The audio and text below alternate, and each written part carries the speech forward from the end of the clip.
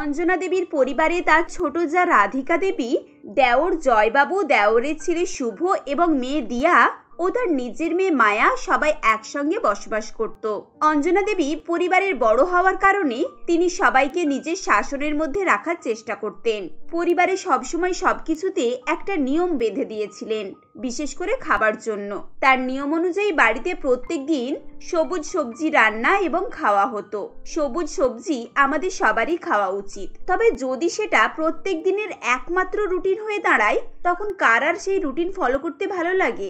এদিকে দিনের পর দিন এই সবুজ সবজি খেয়ে খেয়ে বাড়ির লোকেরা সবাই অস্থির হয়ে উঠেছিল। দিদি, মার জেঠিমা কি আজকেও ওই ঢেঁড়স, ঝিঙে আর বরবটি রান্না করেছে?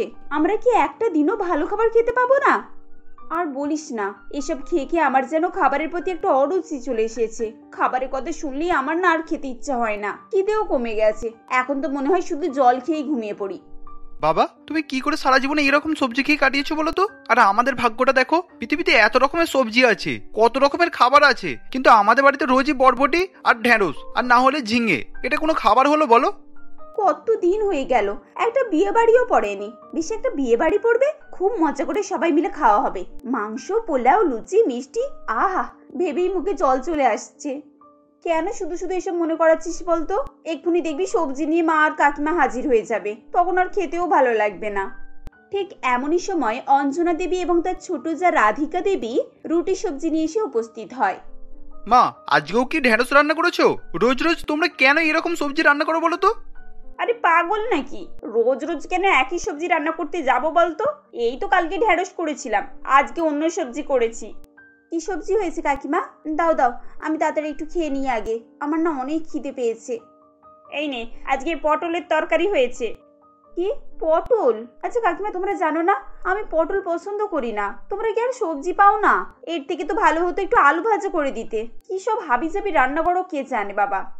এতক্ষণ অঞ্জনা দেবী চুপচাপ দাঁড়িয়ে সবার কথা শুনছিলেন। এবার তিনি গম্ভীর গলায় বলেন, হাবিজাবি মানে? এত ভালো একটা পটলের সবজি হয়েছে, সেটাকে তোর হাবিজাবি বলে মনে হচ্ছে? আর আলু ভাজাটাকে তোর ভালো মনে হচ্ছে?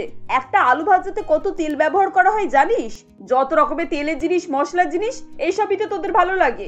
ওদেরকে ভালো করে সুস্বাদু আর পুষ্টিকর খাবার দেওয়া হচ্ছে, তাতে ওদের মন ভরছে না। এক্ষুনি তো বলছিস খুব জোর খিদে পেয়েছে। চুপচাপ করে পটলের তরকারি দিয়ে রুটি খা, আর না হলে উঠে চলে যা। দিদি, আর কথা বাড়িও না, না হলে যেটুকু খাবার পাচ্ছ তাও আর ভাগ্যে জুটবে না। চুপচাপ খেয়ে নাও। কি হলো দিয়া, তুই ওর কানে কানে ফুসফুস করে কি বলছিস? তোরও কি খেতে ইচ্ছা হচ্ছে না? তাহলে দুজনে হাত ধরাধরি করে উঠে পড়, আমরা দুজনে খেতে বসি। আরে না না জেঠিমা, আমার তো পটল খুব পছন্দ। দেখো না আমি কত মজা করে খাচ্ছি। মা, আরো একটু সবজি দাও না, আমার খুব ভালো লাগছে। আরে হ্যাঁ, আমাকেও দুটো রুটি দাও, আজকে তরকারিটা দারুণ হয়েছে।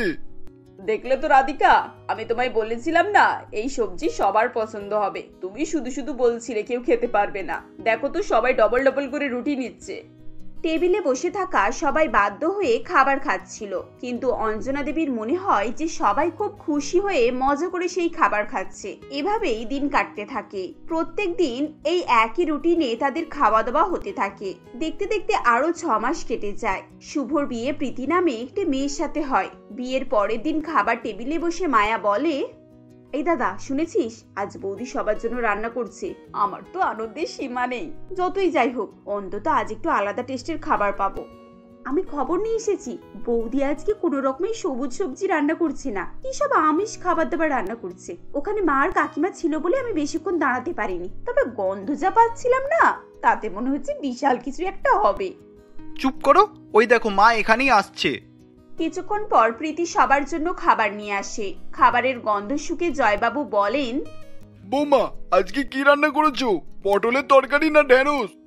না বাবা, এসব রান্না আমি করিনি। আসলে আজকে আমার প্রথম রান্না তো, তাই আমি একটু পোলাও, বাটার চিকেন, তন্দুরি আর কাশ্মীরি আলুর দম করেছি, তবে সঙ্গে হালুয়াও আছে। আরে বাহ, এসব তো শুনেই আমার জিভে জল চলে এসেছে। দাও দাও দাও, তাড়াতাড়ি দাও তো, কতদিন পর এত ভালো ভালো খাবার খাবো। মায়া, তুই এরকম করছিস কেন রে? কতদিন ভালো খাবার খাবি মানে? এতদিন আমরা যে রান্নাগুলো করতাম সেগুলো ভালো হতো না বুঝি? না না মা, সবই ভালো হতো, কিন্তু বৌদির হাতে রান্নার খুব সুন্দর গন্ধ উঠেছে। মনে হচ্ছে একেবারে রেস্টুরেন্টের খাবার। বৌদি, আমি আর বুঝতে পারছি না, তুমি তাড়াতাড়ি খাবারটা দাও না। এরপর প্রীতি সবাইয়ের প্লেটে খাবার তুলে দেয়। খাবার খেতে খেতে দিয়া বলে, বৌদি কাশ্মীরি আলুর দমটা যা হয়েছে না, আমার তো মনে হচ্ছে আমি কাশ্মীরেই বসে আছি। উফ, এই খাবারের স্বাদ না সারা জীবন আমার মুখে লেগে থাকবে। দিয়া, তুই একটু বেশি বেশি কথা বলছিস মনে হচ্ছে না? বৌমার খাবার টেস্টি হলে সবাই সুনাম করবেই। বৌমার রান্না এত সুন্দর করেছে যে আমার মনে হচ্ছে এই খাবারটা অমৃত। এই নাও বৌমা, 500 টাকা রাখো, এত সুন্দর খাবার খাওয়ানোর জন্য এটা তোমার উপহার। এভাবেই সে দিনটা কাটে। পরের দিন আবার খাবার টেবিলে সবাই বসে থাকে। খাবার এলে মায়া বলে, বৌদি আজকে কি মেনু?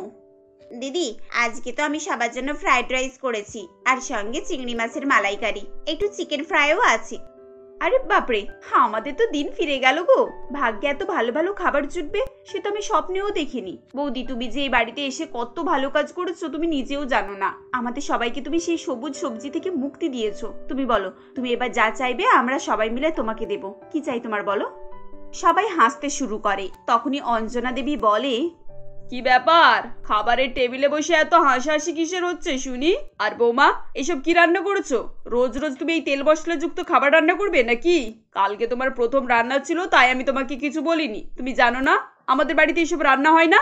আর তোমার শাশুড়ি মা কোথায়? সে তো সবকিছু জানে, সে তোমাকে কিছু বলে দেয়নি? এমন সময় রাধিকা দেবী সেখানে এসে বলেন, দিদি আমি তো খাবার তৈরি করার সময় রান্নাঘরে ছিলাম না, আর বৌমা আমাকে বলল যে মা আপনি গিয়ে একটু রেস্ট করুন, আমি সব দেখে নিচ্ছি, তাই তো আমি একটু ঘুমিয়ে পড়েছিলাম। বাহ বাবা, বৌমা ছেলে মানুষ বলে তুমিও ছেলে মানুষই করবে? এরকম দিনের বেলা পড়ে পড়ে ঘুমাচ্ছ আর বাড়িতে কি হচ্ছে না হচ্ছে সেই খবরটা তো নেই। আমি একটু পুজো দিতে গিয়েছিলাম, আর এরই মাঝে এত সব কীর্তি হয়ে গেছে। আজকে তোমরা এই খাবারটা খেয়ে নাও, কিন্তু কালকে থেকে আবার সেই সবুজ সবজি রান্না হবে। বৌমা তোমার বড় শাশুড়ি মা যা বলছে তুমি তাই শুনবে। কাল থেকে সবার জন্য সবুজ সবজি রান্না করবে। সবুজ সবজি খেতেও ভালো আর হজম করতেও সুবিধা। এসব তেল মশলা যুক্ত খাবার খেলে না সবার শরীর খারাপ করবে, তখন কে এদেরকে নিয়ে ছুটোছুটি করবে বলো তো? কিন্তু এসব খাবার খেলে আমাদের কোনো সমস্যা হয় না, আমরা বরং ওই সবুজ সবজিটা খেতে পারি না। হ্যাঁ, রোজ রোজ সবজি খেয়ে খেয়ে আমাদের খাবারের প্রতি অনীহা এসে গিয়েছিল। বাড়ির বৌদি কদিন ভালো ভালো খাবারগুলো করেছিল, আমরা সবাই বৌদির হাতে তৈরি এরকমই খাবার খাবো। আচ্ছা মা, আমি যদি প্রত্যেকদিন এইসব না করে মোটামুটি ধরনের খাবার করি তাহলে কি চলবে না? এই ধরুন কোনোদিনও পনিরের তরকারি, কোনোদিনও চিকেন, আবার কোনোদিনও মাছ, কোনোদিনও মাংস, ঘুরিয়ে ফিরিয়ে করলেই তো হয়। তার সঙ্গে কোনো একটা সবজিও থাকবে। কিন্তু সবজির তরকারি কি রোজ রোজ আর কারুর খেতে ভালো লাগে? বৌমা এই বাড়ির বড় আমি, আর আমি এতদিন এই বাড়ি চালিয়ে এসেছি। এতদিন আমার কথার উপরে কথা বলার সাহস কারোর হয়নি। আশা করি তুমি বুঝতেই পারছো আমি কি বলতে চাইছি। এরপর আমাকে আর কোনো কথা না বলতে হয়। সত্যি সত্যি এতদিন অঞ্জনা দেবীর কথায় পুরো পরিবারের সবাই চলতো, আর নতুন বৌমাই বা কি করবে? তাকেও বাধ্য হয়ে বড় শাশুড়ির কথা শুনতে হয়। কয়েকদিন টানা সবজি খাবার পর সবাই মিলে এক প্রকার হরতাল শুরু করে এবং বলে, না এরকম করলে হবে না, আমাদের খাবার ইচ্ছে হলে আমরা অন্যের ইচ্ছা শুনবো কেন? কাকুমণি আমিও তো কদিন থেকে সেটাই বলার চেষ্টা করছিলাম, আমার কথাই তো তোমরা কোনো কানই দিচ্ছিলে না। আমরা তাহলে কি করব বলো দিদি, তুমিই কোনো আইডিয়া দাও। দেখো এই বাড়িতে আমাদের মেজরিটিটা বেশি, আমরা 5 জন একরকম খাবার খেতে চাইছি, আর ওদিকে মা আর কাকিমা, তাহলে আমাদের পাল্লাটা বেশি ভারী। আমরা আজই ওদের সঙ্গে কথা বলবো আর আমাদের আলাদা খাবার তৈরি করার কথা তুলবো। মানে আমি, দিয়া, বৌদি 3 জনে মিলেই রান্নাঘরে কাজ করব।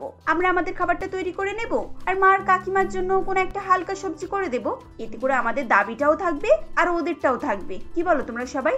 কথায় যুক্তি আছে মায়া, একেবারে ঠিক কথা বলেছো। আমরা আজকেই মায়েদের সঙ্গে কথা বলবো, আজকে একটা হেস্তনেস্ত করেই ছাড়বো। সন্ধ্যাবেলায় সবাই মিলে মিটিং করে এবং অঞ্জনা দেবী ও রাধিকা দেবীকে বলা হয় যে তারা কি চাইছে। সবকিছু শুনে অঞ্জনা দেবী বলেন, বেশ তাই হোক, তোদের যদি সেটাই ইচ্ছা তাহলে তোরা সেটাই কর। আমরা দুজন সবজি খাবো, আমাদের তরকারি যেন ঠিকঠাক সময়ে টেবিলে রেডি হয়ে থাকে। তারপর তোদের যা ইচ্ছা তোরা তাই খেয়ে যা। অঞ্জনা দেবী এই বলে ঘরের ভিতরে চলে আসেন। তখন রাধিকা দেবী পেছন পেছন এসে বলে, এ কি দিদি, তুমি ওদের প্রস্তাবে রাজি হয়ে গেলে কেন? দেখতে পাচ্ছিস না ওরা কতজন আছে, ওদের সবার মতামতকে আমি কিভাবে ফেলে দেব? তবে যে যুক্তিটা ওরা আমাকে দিয়েছে তাতে ওরাই হারবে। প্রত্যেকদিন 2 রকমের তরকারি করতে গেলে তখনই মজাটা টের পাবে, আর শেষে বাধ্য হয়ে সবাই আমাদের মতামতই নেবে। তুই শুধু কয়েকটা দিন যেতে দে, তারপর সব ক্লিয়ার হয়ে যাবে। শর্ত অনুযায়ী প্রত্যেকদিন 2 রকমের খাবার তৈরি হতে থাকে। প্রীতি এবং বাকিরা তাদের মজাদার খাবার খায়। এদিকে অঞ্জনা দেবী ও রাধিকা দেবী তাদের সবজি রুটি খায়। অঞ্জনা দেবীর কথা অনুযায়ী বিরক্ত হওয়া তো দূরের কথা, এই পদ্ধতিতে সবাই খুবই খুশি হয়। খাওয়া দাওয়া শেষ প্রীতি বলে, আরে আজকে তো মটর পনিরের সবজিটা অনেকটাই বেঁচে গেছে, তোমরা কেউ মটর পনির নেবে নাকি? না বৌদি, এমনিতেই পেট টাইট হয়ে গেছে। আজকে তো মটর পনিরের সঙ্গে আলুর দমও হয়েছিল, আমার তো পেটে একটুও জায়গা নেই গো।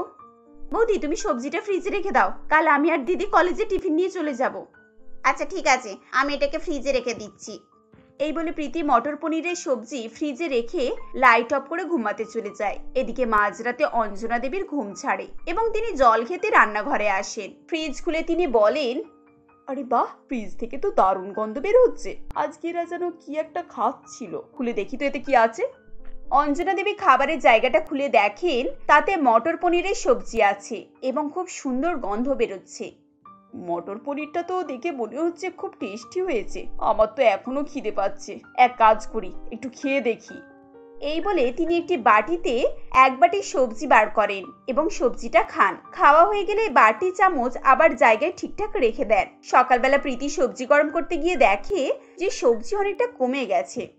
একই, আমি তো অনেকটাই মটর পনির রেখেছিলাম, দিদিদের দুজনের টিফিন হয়েও বেঁচে যেত, কিন্তু এখন যতটা আছে এতে করে তো দুজনের টিফিনেই কম পড়ে যাবে।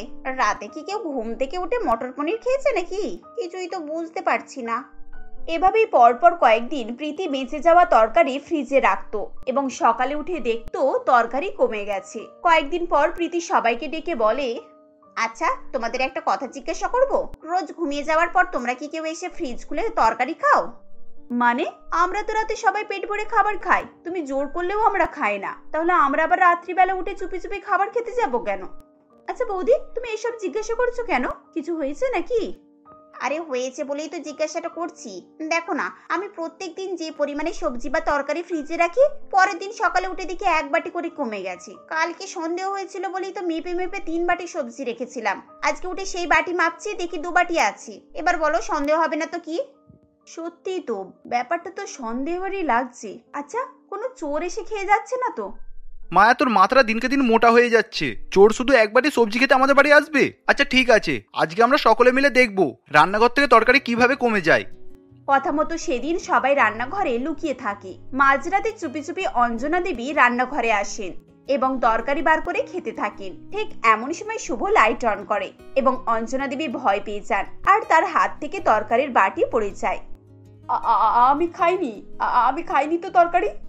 এ কি দিদি, তুমি একা একাই প্রত্যেকদিন বৌমার হাতে সুস্বাদু তরকারি খাচ্ছিলে আর আমি বোকা হয়ে শুধু সবুজ সবজি খেয়ে দিন কাটাচ্ছিলাম। আমি কি করব বল, বৌমা এত সুন্দর রান্না করে যে আমি লোভ সামলাতেই পারছিলাম না। তাছাড়া আমি তো সবাইকে বলেই দিয়েছিলাম যে আমি বৌমার হাতে রান্না খাবো না, শুধু সবুজ সবজি খাবো। সবার সামনে আবার বলতে লজ্জা করছিল।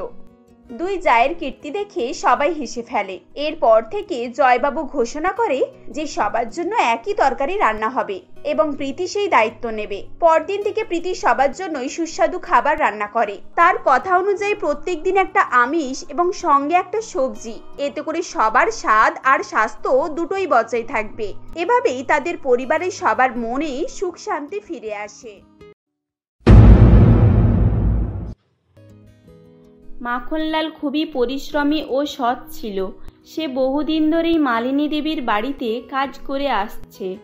মাখনের সততায় মালিনী দেবী খুবই খুশি থাকত আর সে দারিদ্র হওয়ায় তাকে বাড়ির পুরানো হয়ে যাওয়া অনেক জিনিসপত্রই দিয়ে দিত। এমনই একদিন সকাল সকাল মাখন মালিনী দেবীর বাড়িতে কাজের জন্য গিয়েছিল। তখন, আরে মাখন, তুমি এসেছো? তা ভালোই হয়েছে। আমি সকাল থেকেই ভাবছিলাম এই এসিটা কার হাত করে ভাঙ্গারের দোকানে পাঠাবো। এখন তুমি এসে গিয়েছো, তাই আমার আর কোনো চিন্তাই নেই। কিন্তু ম্যাডাম, এসিটা তো ভালোই আছে, এটাকে আপনি ভাঙ্গারের দোকানে দিতে যাবেন কেন? আর ওখানে দিলে তো আপনি ভালো দামও পাবেন না। হ্যাঁ তা ঠিক, কিন্তু আজ আমি 1.5 টনের একটা নতুন এসির অর্ডার করেছি। ওটা আজ দুপুরে ফিটিংস করতে আসবে, তাই ভাবছি এটাকে খুলে ভাঙ্গারে দিয়ে আসবো। ওখানে পুরানো এসি, কুলার সব কিছু কেনে। আচ্ছা ম্যাডাম, তাহলে আমি দিয়ে আসবো। আর একটা পুরানো কুলারের দামও জিজ্ঞাসা করে আসবো। আসলে আমার ছেলেমেয়েরা অনেকদিন ধরেই কুলারের কথা বলছে। মাখনলালের পরিবারে সে তার স্ত্রী ডোনা দেবী, 2 ছেলে মেয়ে বিন্দু ও কৈলাসকে নিয়ে বেশ কষ্টের সঙ্গেই বাস করত। মাখনের বাড়িটি খুবই জরাজীর্ণ ছিল।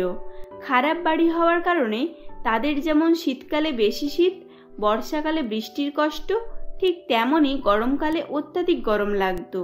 মাখনলালের মুখে পুরানো কুলার লাগানোর কথা শুনে মালিনী দেবীর তার প্রতি মায়া হয় ও সে তখন বলে, আরে মাখন, তোমার পুরানো কুলার কেনার কি দরকার আছে? আমি তো সেই এসিটাকে ভাঙ্গারে বিক্রি করে দিচ্ছি, তা তুমি ওটাকে নিয়ে বাড়িতে লাগাও না, তাহলে তোমাদেরও গরমে সমস্যা মিটে যাবে আর আমাকে ভাঙ্গারে দিতে হবে না। কিন্তু ম্যাডাম, আমাদের বাড়িতে এসি, এটা শুনতে কেমন নয়, যেখানে বাড়িতে একটা ভালো পাখা লাগানোরও আমার ক্ষমতা নেই। না না ম্যাডাম, এটা হতে পারে না। কেন হতে পারে না? দেখো, তোমাকে তো আর এসিটা কিনতে হচ্ছে না, আমি ফ্রিতে দিচ্ছি। তুমি শুধু ওটাকে লাগাবে আর অন করে এসির ঠান্ডা হাওয়া খাবে। আর এটাও যদি না পারো তাহলে ভাঙ্গারেই দিয়ে আসো। হ্যাঁ, ম্যাডাম তো ঠিকই বলেছে। ছেলেমেয়েরা প্রতিদিন কুলার কেনার জন্য বলছে, আর সেখানে আমি এসি ফ্রিতে পাচ্ছি। এখন এটাকেও যদি আমি হাতছাড়া করে দিই তাহলে আমাদের বাড়িতে গরম কি গরমই থেকে যাবে। না না ম্যাডাম, আমি এসি নেব, কিন্তু এসি ফিটিংস করতেও চালাতে তো আমি পারি না, ওগুলো কিভাবে করব? আরে সে নিয়ে তোমাকে চিন্তা করতে হবে না। শুনলে না, আজ দুপুরে আমাদের বাড়িতে এসি ফিটিংস করার জন্য লোক আসছে। তাহলে এখানে ফিটিংস হয়ে গেলে আমি ওদেরকে বলে তোমাদের বাড়িতে পাঠিয়ে দেব। এই বলে মালিনী দেবী সেখান থেকে চলে যায়। বাড়িতে এসি লাগানো হবে ভেবে মাখনলাল সেদিন খুবই খুশি ছিল এবং সে খুশি খুশি বাড়ির সব কাজ করতে থাকে। সময় অতিবাহিত হতে থাকে। অবশেষে দুপুর হয়ে যায়। মালিনী দেবীর বাড়িতে এসি ফিটিংসের জন্য কয়েকটি লোক আসে।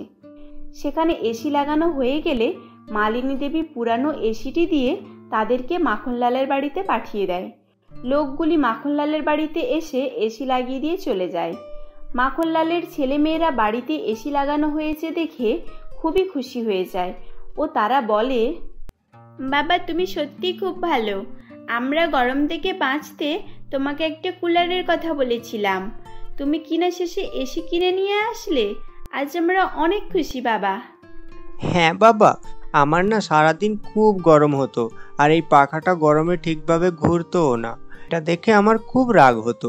এখন বাড়িতে এসি এসে গিয়েছে, তাই আমি সারাদিন আরাম করে ঘুমাতে পারবো। হে হে হে। কিন্তু মাখন, তুমি টাকা কোথা থেকে পেলে? তুমি তো শুধুমাত্র মালিনী ম্যাডামের বাড়িতেই কাজ করো, আর ওখানে মাত্র 3000 টাকা বেতন পাও। এত দামি এসি তুমি কোথা থেকে পেলে? আসলে ডোনা, আমি এসিটা কিনিনি। ম্যাডামের বাড়িতে নতুন এসি লাগানো হয়েছে, তাই ম্যাডাম আমাকে এটা বাড়িতে লাগাতে দিয়েছেন। দেখো, আবার তোমার বেতন থেকে না এসির টাকা কেটে নেয়। আমি শুনেছি এসির দাম অনেক বেশি। আরে না না, তুমি এ কি বলছো? ম্যাডাম টাকা কাটতে যাবে কেন? ম্যাডাম তো আমাকে এটা এমনিই দিয়েছেন। আসলে ম্যাডাম এটাকে ভাঙ্গারে দিতে চাচ্ছিলেন, আর আমি বাড়িতে পুরনো কুলার লাগাবো শুনে ম্যাডাম আমাকে এটা বাড়িতে লাগাতে দিয়েছেন। আর তুমি তো জানো ডোনা, ম্যাডাম এর আগেও কত কিছু আমাকে এমনিই দিয়েছেন। মাখনের মুখে একথা শুনে ডোনা দেবীর চিন্তা দূর হয়, কারণ তাদের সংসারের অবস্থা এতটাই খারাপ ছিল যে তারা যদি কোনো টাকা অন্য জায়গায় খরচ করত তাহলে তাদের একবেলা শুকিয়ে পর্যন্ত থাকতে হতো। সময় অতিবাহিত হতে থাকে। বাড়িতে এসি লাগানোর ফলে বাড়ির সকলেই খুশি ছিল, কিন্তু তারা গরম থেকে বাঁচতে সারাদিন এসি চালিয়ে বসে থাকতো। এদিকে মাখনেরও এসির ঠান্ডা হাওয়ার অভ্যেস হয়ে পড়েছিল, আর তার মাঝে মাঝে ঘুম থেকে উঠতে দেরি হয়ে যেত। মাঝে মাঝে মাখনের কাজে যেতেও দেরি হয়ে যেত। একদিন, যা, আজ বড্ড বেশিই দেরি হয়ে গেল। এখন এসিতে থেকে থেকে এমন অভ্যাস হয়ে গিয়েছে যে বাইরে রোদে বের হতেও মন যায় না। দেখি তাড়াতাড়ি কাজ মিটিয়ে বাড়ি চলে আসবো। বাড়িতে এসিতে থাকতে বেশ ভালো লাগে। এই ভেবে মাখন কাজে চলে যায়। এদিকে বাড়িতে সারাদিন এসি চলতো। তাদের ইলেকট্রিক বোর্ড খুবই কমজোরি ছিল।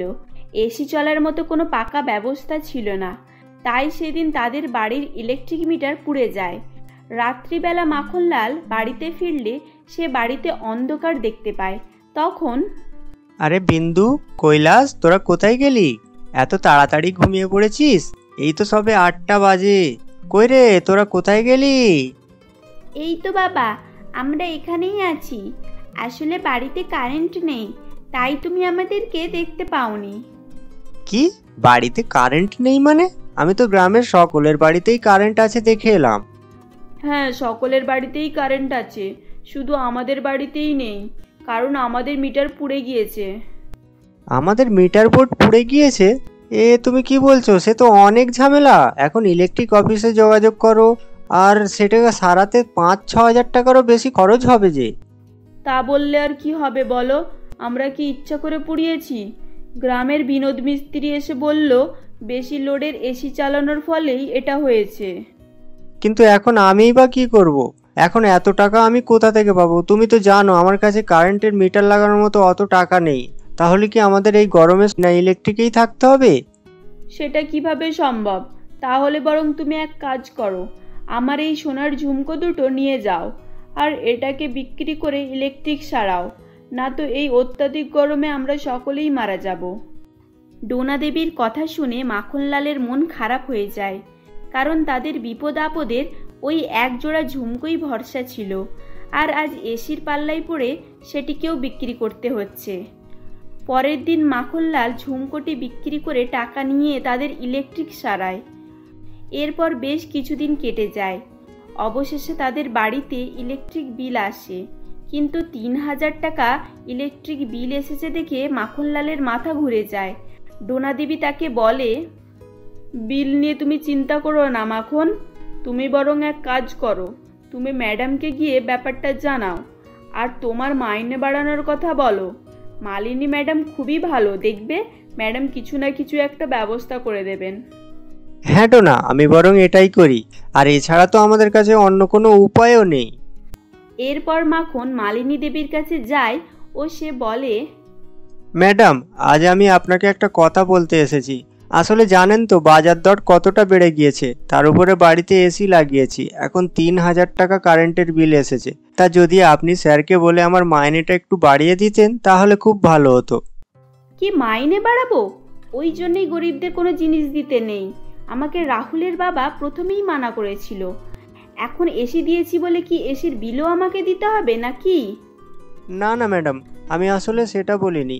এই মাসে আমার বাড়িতে অনেক টাকার ইলেকট্রিক বিল এসেছে, কিভাবে বিল পেমেন্ট করব আমি সেটাই ভেবে পাচ্ছিলাম না। আর তাই ভাবলাম আপনাকে বললে যদি আপনি কিছু মাইনে বাড়িয়ে দেন। তা আসবেই তো, সারাদিন এসি চালিয়ে রাখলে বেশি বিল আসবে না তো কি হবে? বাড়িতে এসি প্রয়োজন মতো চালাতে হয় নাকি সেটা সারাদিন চালিয়ে রাখতে হয়? ওসব বাদ দাও, তুমি এসি চালিয়েছো, তুমি বোঝো। আর যদি দ্বিতীয়বার আমাকে মাইনে বাড়ানোর কথা বলো তাহলে আমি তোমাকে কাজ থেকেই বের করে দেব, বুঝেছো? মালিনী দেবীর কথা শুনে মাখনের মন ভেঙে যায় ও সে বাড়িতে গিয়ে ডোনাকে সমস্ত কথা জানায়। সব কথা শোনার পর ডোনার আর কিছু বলার ছিল না। তারা ইলেকট্রিক বিল কিভাবে পে করবে সেই চিন্তাই পড়েছিল। ঠিক তখনই তাদের মেয়ে বিন্দু তাদেরকে বলে, বাবা তুমি বিল নিয়ে চিন্তা করো না, আমার স্কুলে স্কলারশিপের টাকা ঢুকেছে, তুমি ওই টাকা দিয়ে ইলেকট্রিক বিল দাও। আর বাবা আজকের পর থেকে আমরা আর এসি চালাবো না। হ্যাঁ বাবা, বিন্দু ঠিকই বলেছে। একদিন তো আমাদের বাড়িতে এসি ছিল না, তখন আমরা কিভাবে ছিলাম। আর বাবা, প্রত্যেকেরই নিজের বাড়ির পরিস্থিতি অনুযায়ী চলতে হয়। আজ আমরা সেটা ভালোভাবে বুঝে গিয়েছি। লোক যতই জিনিস দিক না কেন, নিজেদের যোগ্যতা না থাকলে সেটা কখনোই ব্যবহার করা উচিত নয়। মাখনলাল তার ছেলে মেয়ের মুখে এরকম কথা শুনে নিজের ভুল বুঝতে পারে। এখন তাদের বাড়িতে এসি ছিল, কিন্তু তারা সেটিকে সবসময় চালিয়ে রাখতো না। খুব গরম লাগলে তবেই সেটিকে চালাতো। আর এভাবেই তারা পরের মাস থেকে তাদের ইলেকট্রিক বিল সাধারণ অবস্থায় নিয়ে আসতে সক্ষম হয়। সেদিনের পর থেকে শুধু ইলেকট্রিক নয়, সমস্ত কিছুতেই তারা সাশ্রয় করতে থাকে। এভাবেই তারা পরবর্তী দিনগুলোতে সুখে শান্তিতে বসবাস করতে থাকে।